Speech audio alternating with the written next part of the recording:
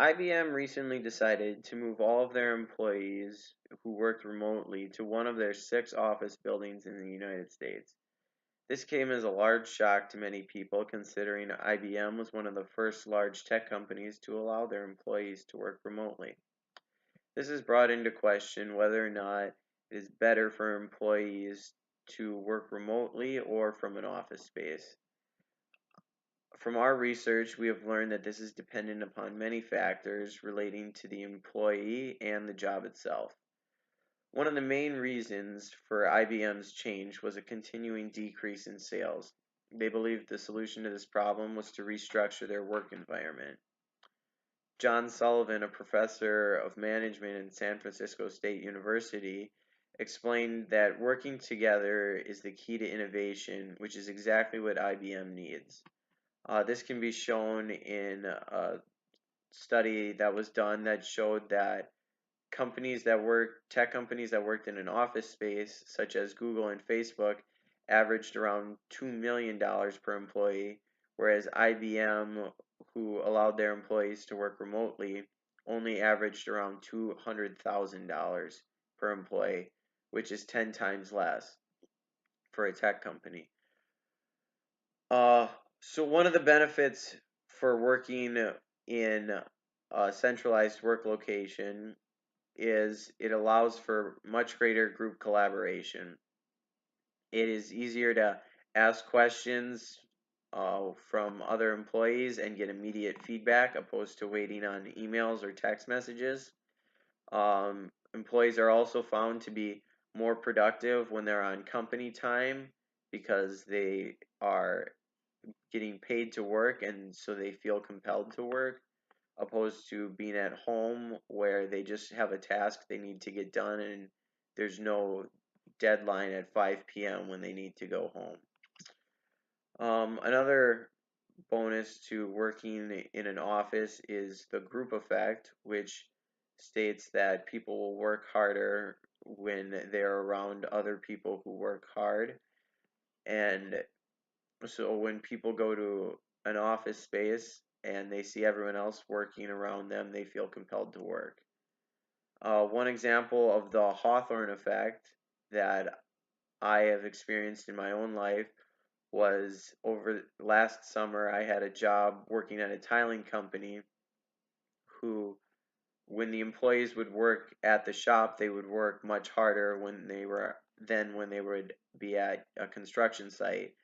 I believe this is due to them recognizing the possibility that the boss could walk in at any time and see them, and because they felt like they were being watched, they worked harder.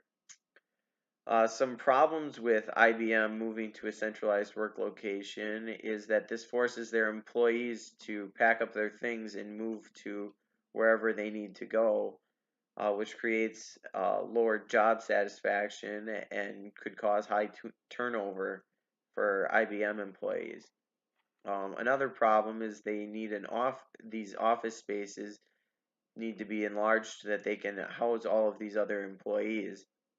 Um, this is obviously a huge cost for IBM, and they will have increased continuing costs from the increase in electricity and office supplies and computers, desks, chairs, IT, all of that. IBM would not originally have had to supply, but now they will.